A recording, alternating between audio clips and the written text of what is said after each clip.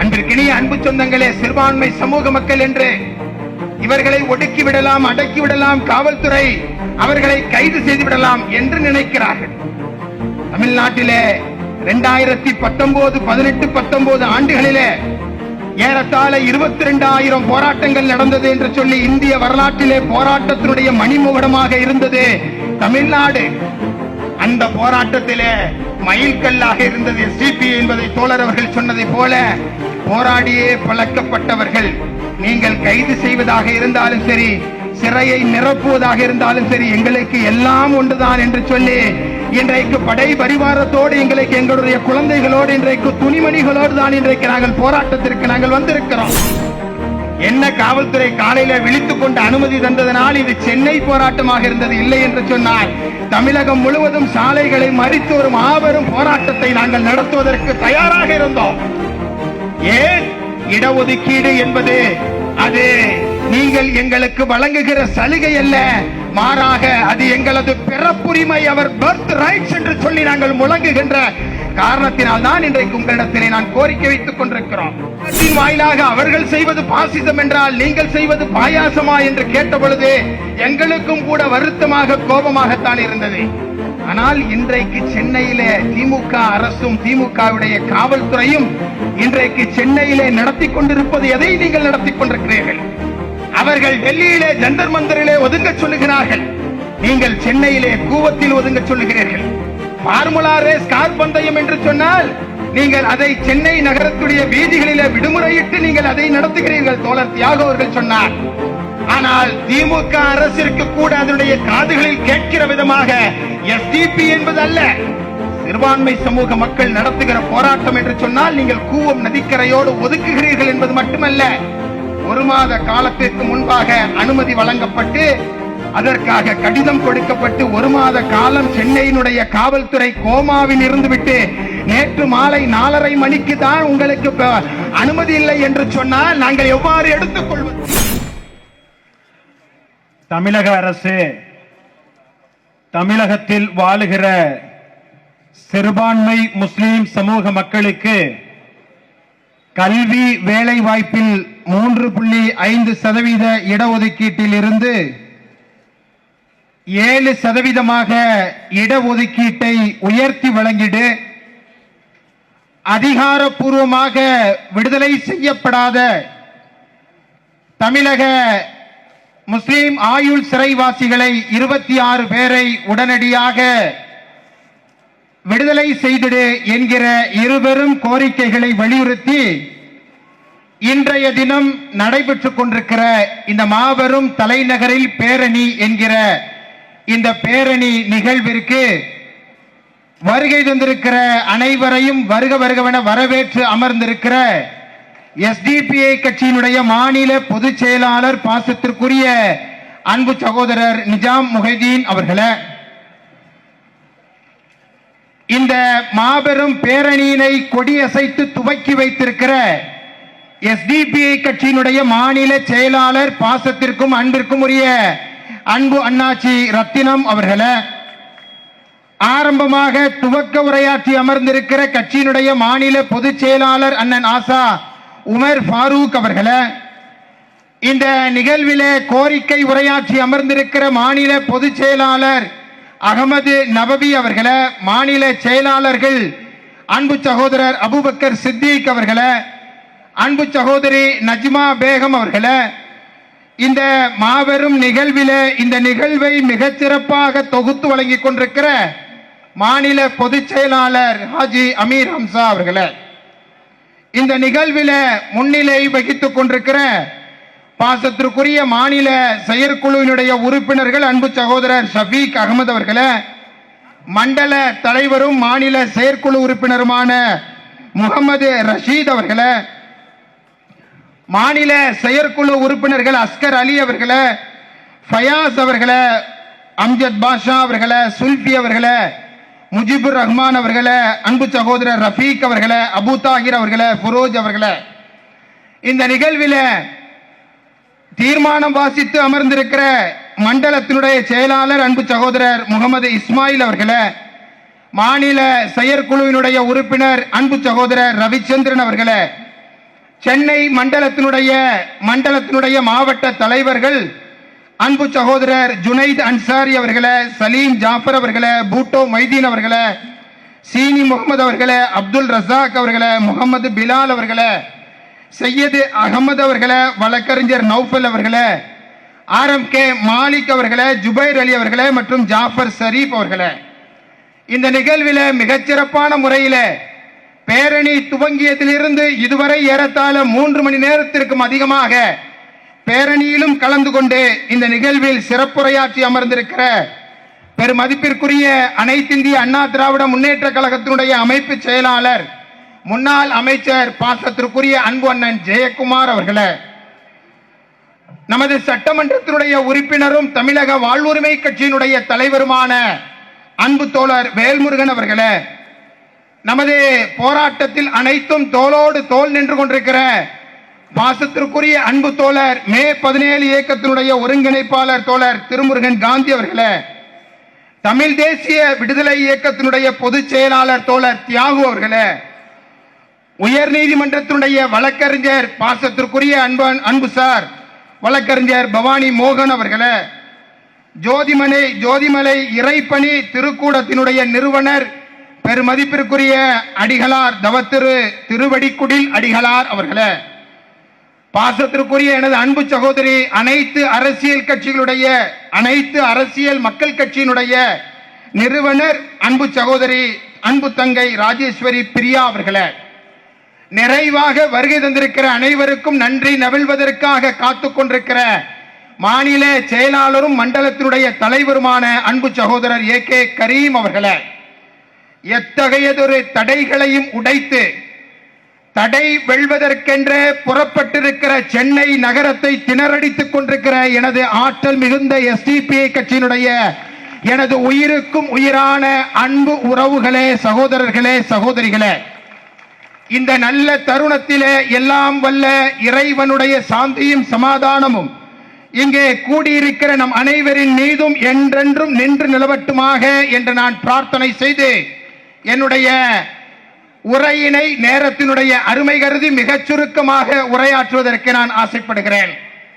அன்பார்ந்த அன்பு சொந்தங்களே, இருவரும் கோரிக்கைகளுக்காக இன்றைய நவம்பர் 16, 2024 வருடம் SDPI கட்சி சென்னை மாநகரத்திலே 3வது இடஒதுக்கீட்டு யுத்தத்திற்கான நாள் குறித்து இன்றைய தினம் வங்கக்கடலினுடைய கடல் அலையிலே கரையிலே இன்றைக்கு ஒரு மாபெரும் போராட்டத்தை இன்றைக்கு நாம் துவங்கி இருக்கிறோம். இன்றைக்கு துவங்கப்பட்டிருக்கிற இந்த போராட்டம் வரவிருக்கிற தேர்தலுக்கு உள்ளாக தமிழகத்திலே வாழுகிற சிறுபான்மை முஸ்லிம் சொந்தங்களுக்கு 3.5% இடஒதுக்கீடு 7% உயர்த்தி தரப்பட்டது என்கிற நற்செய்தியையும், அதுபோல முஸ்லிம் ஆயுள் சிறைவாசிகள் அதிகாரப்பூர்வமாக விடுதலை செய்யப்பட்டார்கள் என்கிற நற்செய்தி கிடைக்கும் வரை SDPI கட்சி தனது உயிரை கூட பணயம் வைத்து இந்த மாபெரும் கோரிக்கைக்காக என்றென்றும் நாம் போராடுவோம் என்பதை இந்த தருணத்தில் இறைவனை முன்னிறுத்தி சொல்லிக் கொள்வதற்கு நான் ஆசைப்படுகிறேன். அன்பிற்கினிய அன்பு சொந்தங்களே, எனக்கு முன்பாக பேசி காட்டிய அத்தனை தோழர்களும் ஒரு விஷயத்தை சுட்டிக்காட்டினார்கள். தமிழகத்திலே அரசு ஊழியர்களுடைய சங்கத்தின் சார்பிலே தரப்பட்டிருக்கிற ஒரு அறிக்கையிலே எதிர்கட்சி தலைவராக இருக்கும் பொழுது மட்டும்தான் தமிழகத்துடைய முதல்வர் அண்ணன் ஸ்டாலின் அவர்களுக்கு மக்களின் மீது, அரசு ஊழியர்களின் மீது ஆசை வருகிறது, மரியாதை வருகிறது. என்றைக்கு அவர் எதிர்கட்சியில் இருந்து அவர் ஆளுங்கட்சியாக மாறிவிடுகிறாரோ அன்றைக்கு அத்தனை வாக்குறுதிகளையும் காற்றில் பறக்க விட்டு விடுகிறார் என்று சொல்லி ஒரு அறிக்கையை தந்திருக்கிறார்கள். இங்கே கூட்டத்தில் பேசிய அத்தனை பேரும் உங்களுக்கு நாங்கள் எதிர்கட்சி தலைவராக வரவிருக்கிற சட்டமன்ற தேர்தலில் உங்களுக்கு நாங்கள் அதனை பரிசாக அளிக்க காத்திருக்கிறோம் என்பதாக சொல்லி தந்தார்கள். உண்மையிலேயே எதிர்கட்சி தலைவராக நீங்கள் வரவிருக்கிற சட்டமன்ற தேர்தலிலே நீங்கள் தேர்ந்தெடுக்கப்படுவீர்கள் என்று முதலிலே தமிழக முதல்வருக்கு சொல்லுகிற சென்னையிலே நடைபெறுகிற ஒரு மாபெரும் மக்கள் திரள் பேரணி என்பது அது SDPI ஒருங்கிணைத்திருக்கிற இந்த பேரணியாகத்தான் இருக்கும் என்பதாக நான் கருதுகிறேன். அப்படி அவர்கள் எதிர்கட்சி தலைவராக மாற வேண்டும் என்று சொன்னால் பொதுவாக வரலாற்றை படித்தவர்களுக்கு தெரியும். எந்த ஒரு ஆளும் கட்சியும் மக்களுடைய போராட்டத்தினால் மட்டும் ஆட்சி மாற்றம் ஏற்பட்டதில்லை, அதுவும் நடந்திருக்கிறது. ஆனால் அதனை சதவீத அடிப்படையில் பார்த்தால் தனக்குத்தானே தலையில் மண்ணை அள்ளி போட்டதுதான் ஆட்சி மாற்றத்திற்கு மிக முக்கியமான காரணமாக இருக்கும். இன்றைக்கு ஒன்றிய அரசை பார்த்து இன்றைக்கு தமிழகத்தில் இருக்கிற திராவிட முன்னேற்ற கழகம், தமிழகத்துடைய முதல்வர் உள்ளிட்ட அத்தனை பேரும் பலவிதமான கேள்விகளை ஒன்றிய அரசை நோக்கி எழுப்புகிறார்கள். அந்த கேள்விகள் எல்லாம் நியாயமானது. தமிழ்நாட்டை வஞ்சிக்கிற தமிழ்நாட்டு மக்கள் என்று சொன்னால் ஒன்றிய அரசிற்கு வேப்பங்காயாக கசக்கிறது என்பதில் எந்த மாற்று கருத்தும் இல்லை. ஆனால் அப்படி வைக்கிற பொழுது சமீபத்தில் நடிகர் விஜய் அவர்கள் அந்த மாநாட்டிலே ஒன்றை சொல்லி காட்டினார்கள். அவர்கள் செய்வது பாசிசம் என்று சொன்னால் நீங்கள் செய்வது என்ன பாயாசமா என்று சொல்லி கேட்டார்கள். நான் அதை அப்படி சொல்வதற்கு நான் ஆசைப்படவில்லை. நாங்களும் எதிர்க்கிறோம். பாரதிய ஜனதா சங்க பரிவாரத்துடைய எதிர்ப்பு என்பது சாதாரணமானது அல்ல. அதனை மிகவும் சுருக்கமாக பார்க்க வேண்டிய அவசியம் இல்லை. தமிழகத்திற்கு பன்னெடுங்கால வரலாற்று பாரம்பரியம் அந்த ஒன்றிய அரசினுடைய சங்க பரிவாரத்திற்கு எதிராக அது நடத்தப்பட்டதிலே தமிழகத்திற்கு இருக்கிறது, எஸ்டிபி கட்சிக்கு இருக்கிறது, மேடையில் அமர்ந்திருக்கிற அத்தனை பேருக்கும் இருக்கிறது என்பதில் எந்த மாற்று கருத்தும் இல்லை. ஆனால் அன்றைக்கு அந்த மாநாட்டின் வாயிலாக அவர்கள் செய்வது பாசிசம் என்றால் நீங்கள் செய்வது பாயாசமா என்று கேட்ட பொழுது எங்களுக்கும் கூட வருத்தமாக கோபமாகத்தான் இருந்தது. ஆனால் இன்றைக்கு சென்னையிலே திமுக அரசும் திமுகவுடைய காவல்துறையும் இன்றைக்கு சென்னையிலே நடத்தி கொண்டிருப்பது எதை நீங்கள் நடத்தி கொண்டிருக்கிறீர்கள்? அவர்கள் டெல்லியிலே ஜந்தர் மந்தரிலே ஒதுங்க சொல்லுகிறார்கள், நீங்கள் சென்னையிலே கூவத்தில் ஒதுங்க சொல்லுகிறீர்கள். பார்முலா ரேஸ் கார் பந்தயம் என்று சொன்னால் நீங்கள் அதை சென்னை நகரத்துடைய வீதிகளிலே விடுமுறையிட்டு நீங்கள் அதை நடத்துகிறீர்கள். தோழர் தியாகு அவர்கள் சொன்னார். ஆனால் திமுக அரசிற்கு கூட அதனுடைய காதுகளில் கேட்கிற விதமாக எஸ்டிபி என்பது அல்ல, சிறுபான்மை சமூக மக்கள் நடத்துகிற போராட்டம் என்று சொன்னால் நீங்கள் கூவம் நதிக்கரையோடு ஒதுக்குகிறீர்கள் என்பது மட்டுமல்ல, ஒரு மாத காலத்திற்கு முன்பாக அனுமதி வழங்கப்பட்டு அதற்காக கடிதம் கொடுக்கப்பட்டு ஒரு மாத காலம் சென்னையினுடைய காவல்துறை கோமாவில் இருந்துவிட்டு நேற்று மாலை 4:30 மணிக்கு தான் உங்களுக்கு அனுமதி இல்லை என்று சொன்னால் நாங்கள் எவ்வாறு எடுத்துக்கொள்வது?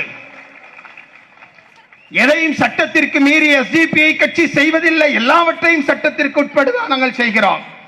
அனுமதியோடு இந்த போராட்டத்தை நடத்த வேண்டும் என்று நாங்கள் ஆசைப்படுகிறோம். 4:30 மணிக்கு தந்துட்டு நைட்டு 12 மணி வரைக்கும் உங்களுக்கு நிகழ்ச்சிக்கு அனுமதி இல்லை என்று சொல்லி, காலையில் அனுமதி இல்லை என்று சொல்லி தோழர் வேல்முருகன் அவர்கள் பேசிவிட்ட பின்புதான் எங்களுக்கு இந்த போராட்டத்திற்கு அனுமதி கிடைக்கிறது என்று சொன்னால் காவல்துறை தன்னுடைய உள்ளத்தில் எதை நினைத்துக் கொண்டிருக்கிறது? நீங்கள் ஜனநாயக விழுமியங்களுக்கு நீங்கள் தருகிற மரியாதை என்ற என்ன என்பதைத்தான் இந்த கூட்டத்தின் வாயிலாக நான் கேட்பதற்கு ஆசைப்படுகிறேன்.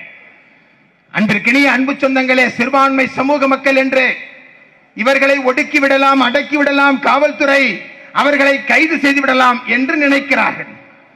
தமிழ்நாட்டிலே 2019, 18, 19 ஆண்டுகளிலே ஏறத்தாழ 22,000 போராட்டங்கள் நடந்தது என்று சொல்லி இந்திய வரலாற்றிலே போராட்டத்தினுடைய மணிமுகடமாக இருந்தது தமிழ்நாடு. அந்த போராட்டத்திலே மைல்கல்லாக இருந்தது எஸ்டிபி என்பதை தோழர் அவர்கள் சொன்னதை போல போராடியே பழக்கப்பட்டவர்கள். நீங்கள் கைது செய்வதாக இருந்தாலும் சரி, சிறையை நிரப்புவதாக இருந்தாலும் சரி, எங்களுக்கு எல்லாம் ஒன்றுதான் என்று சொல்லி இன்றைக்கு படை பரிவாரத்தோடு எங்களுக்கு எங்களுடைய குழந்தைகளோடு இன்றைக்கு துணிமணிகளோடு தான் இன்றைக்கு நாங்கள் போராட்டத்திற்கு நாங்கள் வந்திருக்கிறோம். என்ன காவல்துறை காலையில விழித்துக் கொண்டு அனுமதி தந்ததனால் இது சென்னை போராட்டமாக இருந்தது இல்லை என்று சொன்னால் தமிழகம் முழுவதும் சாலைகளை மறித்து ஒரு மாபெரும் போராட்டத்தை நாங்கள் நடத்துவதற்கு தயாராக இருந்தோம். ஏன்? இடஒதுக்கீடு என்பது அது நீங்கள் எங்களுக்கு வழங்குகிற சலுகை அல்ல, மாறாக அது எங்களது பிறப்புரிமை, அவர் பர்த் ரைட்ஸ் என்று சொல்லி நாங்கள் முழங்குகின்ற காரணத்தினால் தான் இன்றைக்கு உங்களிடத்திலே நான் கோரிக்கை வைத்துக் கொண்டிருக்கிறோம். திமுக அரசு தொடர்ந்து தவறுகளையே செய்து கொண்டிருக்கிறது. திருநெல்வேலி ஏர்வாடி பேரூராட்சியிலே பேரூராட்சி நிர்வாகத்தை கண்டித்து போராட்டம் என்று எஸ்டிபி அறிவித்தால் கூட அவர்களை நூற்றுக்கணக்கான காவல் அதிகாரிகளை கொண்டு முடக்குகிறார்கள். எஸ்டிபியினுடைய பெண் கவுன்சிலர் மீது அவர்கள் கொடூரமான வழக்குகளை பதிவு செய்கிறார்கள். விமன் இந்தியா மூவ்மெண்ட் ராமநாதபுரத்திலே ஒரு போராட்டத்தை நடத்துகிறது என்று சொன்னால் அதை கண்டு அச்சப்படுகிறார்கள். தமிழ்நாட்டிலே எங்காவது போராட்டம் என்று எழுந்துவிட்டால் திமுக அரசிற்கும் திமுகவுடைய காவல்துறைக்கும் மிகப்பெரிய அச்சம் வந்து விடுகிறது என்று சொன்னால் என்ன அர்த்தம்? அரண்டவன் கண்ணுக்கு இருண்டதெல்லாம் பேய் என்று சொல்வதை போல உங்களுக்கு எல்லாவற்றையும் கண்டு பயம் வந்துவிட்டது. இந்த பயத்திற்கும் மோடி, அமித்ஷா அங்கே பயந்து கொண்டு இருப்பதற்கு எந்த வித்தியாசமும் இல்லை. அவர்களும் மக்களை கண்டுதான் அஞ்சுகிறார்கள். நீங்களும் மக்களை கண்டு, மக்கள் பிரதிநிதிகளை கண்டு அஞ்சுகிறீர்கள் என்றால் என்ன வித்தியாசம் என்பதை இப்பொழுது நீங்கள் உணர்ந்து கொள்ள வேண்டிய தேவை இருக்கிறது. 3.5% இடஒதுக்கீட்டையோ 26 முஸ்லிம் ஆயுள் சிறைவாசிகளை அதிகாரப்பூர்வமாக விடுதலை செய்து விட்டாலோ தோழர் திருமுருகன் சொல்வதை போல என்ன ஆட்சி மாற்றமா வந்துவிட போகிறது? அதிகாரிகள் எங்களிடத்திலே சொல்லுகிறார்கள், அதிகாரத்தினுடைய மேல்மட்டம் இதை விரும்பவில்லை என்று சொல்லுகிறார்கள். யார் மேல்மட்டம், யார் கீழ்மட்டம்? உங்களை மேல்மட்டமாக வைத்து இன்றைக்கு அழகு பார்த்து கொண்டிருப்பவர்கள் இன்றைக்கு எனக்கு முன்பாக இருக்கிற சிறுபான்மை சமூகத்து சொந்தங்கள். எனவே எங்களது குரல்களுக்கு உரிமை தாருங்கள், நாங்கள் அழுவதற்கு உரிமை தாருங்கள் என்று நாங்கள் கேட்டு நிற்கிறோம். சச்சார் கமிஷனுடைய அறிக்கையின் அடிப்படையிலே 3.5 7ஆக மாற்றித்தாருங்கள் என்று கேட்கிறோம். சச்சார் கமிஷன் என்ன சொன்னது? 3.5% இடஒதுக்கீடு தமிழ்நாட்டிலே 2007 அமல்படுத்தப்பட்ட முன்பு சச்சார் கமிட்டி இந்தியாவிலே வாழுகிற சிறுபான்மை முஸ்லிம் சமூகத்து சொந்தங்கள் தாழ்த்தப்பட்டவர்களை விட மிக மோசமாக இந்தியாவிலே வாழுகிறார்கள் என்று சொன்னது. தாழ்த்தப்பட்டவர்கள் மிக மோசமாக, தாழ்த்தப்பட்டவர் சகோதரர்களை விட முஸ்லிம்கள் வாழ்கிறார்கள். அவர்களும் அப்படி வாழக்கூடாது, முஸ்லிம்களும் அப்படி வாழக்கூடாது, எல்லோருக்கும் ஒரு சமத்துவமான வாழ்க்கை வேண்டும் என்று சொல்லிதான் எஸ்டிபிஐ கட்சி இன்றைக்கு 3.5 7ஆக உயர்த்தி தாருங்கள் என்று நாங்கள் கோரிக்கை ஆர்ப்பாட்டத்தை, பேரணியை நாங்கள் நடத்தி கொண்டிருக்கிறோம். இடஒதுக்கீட்டிலே என்ன சிக்கல் இருக்கிறது? 2007 நீங்கள் இந்த இடஒதுக்கீட்டை அன்றைய திமுக அரசு தந்தது. தந்த உடனேயே சில முஸ்லிம் சகோதரர்களுடைய அறிஞர்களுடைய தரப்பில் இருந்து அன்றைய முதல்வரை சந்தித்து ஒரு கோரிக்கை வைத்தார்கள். நீங்கள் தந்திருக்கிற உள் இடஒதுக்கீடு என்பது சில குளறுபடிகள் இதில் இருக்கிறது, அதிலே சில நியமனங்கள் என்ற வார்த்தைகள் வருகிறது. அதன் காரணமாக எப்படி வேண்டுமானாலும் இந்த இடஒதுக்கீடு தவறாக பயன்படுத்தப்படுவதற்கு வாய்ப்பு இருக்கிறது என்று சொன்னார்கள். ஆனால் அப்பொழுது தமிழகத்துடைய முதல்வர் உடனடியாக சொன்னார், தலைமைச் செயலாளருடைய தலைமையில இந்த இடஒதுக்கீட்டை கண்காணிக்கிற ஒரு குழுவை நாங்கள் அமைக்கிறோம் என்று சொன்னார். அந்த குழுவையும் அமைத்தார். ஆனால் அந்த குழு அன்றிலிருந்து இன்று வரை செயல்படவே இல்லை. எனவே இடஒதுக்கீட்டிலே பல்வேறு விதமான குளறுபடிகளும் சிக்கலும் இதுவரைக்கும் இருக்கிறது. எனவேதான் எஸ்டிபிஐ கட்சி வெள்ளை அறிக்கை தாருங்கள் என்று நாங்கள் சொல்லுகிறோம். நீங்கள் க்ளோஸ்டு டைப்பாக 3.5 நீங்கள் தந்திருக்கிறீர்கள், அதனை நீங்கள் ஓபன் டைப்பாக தந்தால் 30% பிற்படுத்தப்பட்ட இடஒதுக்கீட்டோடு எங்களது சிறுபான்மை சமூகத்து மாணவ மாணவிகள் தங்களது போட்டியை, வாய்ப்பை அவர்கள் போட்டியிட்டு பெற முடியும் என்று நாங்கள் சொல்லுகிறோம். இதையெல்லாம் ஆளுகிற திமுக அரசு இதுவரை கண்டுகொள்ளவே இல்லை. அதன் காரணமாக எங்களது வாய்ப்புகள் தட்டி பறிக்கப்பட்டுக் கொண்டிருக்கிறது. இப்பொழுது 3.5% இடஒதுக்கீடு என்பது 2% தான் அதனை முஸ்லிம் சமூகம் இப்பொழுது அனுபவித்துக் கொண்டிருக்கிறது என்கிற புள்ளி விவரங்கள் வந்து கொண்டிருக்கிறது. எனவே இந்த மோசமான இடஒதுக்கீடு இப்பொழுது தவறாக அமல்படுத்தப்படுகிற இந்த நிலையிலிருந்து மாற வேண்டும் என்று சொன்னால் உடனடியாக இடஒதுக்கீடு வழங்கப்பட வேண்டும். அது 7% உயர்த்தி வழங்கப்பட வேண்டும். அதில் இருக்கிற குளறுபடிகள் நீக்கப்பட வேண்டும். வெள்ளை அறிக்கை தாக்கல் செய்யப்பட வேண்டும். சாதிவாரி கணக்கெடுப்பு உடனடியாக எடுக்கப்பட வேண்டும். முஸ்லிம் ஆயுள் சிறைவாசிகள் 26 பேர் உடனடியாக விடுதலை செய்யப்பட வேண்டும் என்ற கோரிக்கையை இந்த போராட்டத்தின் வாயிலாக தமிழக அரசிற்கு முன்வைத்து உடனடியாக இந்த கோரிக்கைக்காக நீங்கள் செவிசாய்க்க வேண்டும், நடைமுறைப்படுத்தி தந்திர வேண்டும் என்று சொல்லி தமிழக அரசிற்கு நாங்கள் கோரிக்கை விடுத்து, இல்லை என்றால் தமிழகம் தழுவிய அளவில் இல்லை, அகில இந்திய அளவில் மாபெரும் போராட்டத்தை எஸ்டிபிஐ கட்சி முன்னெடுக்கும் என்பதை கூறி மிகச்சிறப்பான போராட்டத்தை நடத்திய எஸ்டிபிஐ கட்சியினுடைய சென்னை மண்டலத்துடைய நிர்வாகிகளுக்கு என்னுடைய நெஞ்சார்ந்த நன்றியினை, வாழ்த்துக்களை தெரிவித்துக் கொண்டு வாய்ப்புக்கு நன்றி கூறி விடைபெறுகிறேன். நன்றி. அன்னை பர்னிச்சர்ஸ், அன்னை திருமண சீர்வரிசை பொருட்கள், டிவி, ஃபிரிட்ஜ், வாஷிங் மெஷின் உள்ளிட்ட 200க்கும் மேற்பட்ட பொருட்கள் அடங்கிய திருமண சீர்வரிசை ரூபாய் 99,000 மட்டுமே. தமிழகம் முழுவதும் இலவச டோர் டெலிவரி. தொடர்புக்கு 7550014440 9345044044.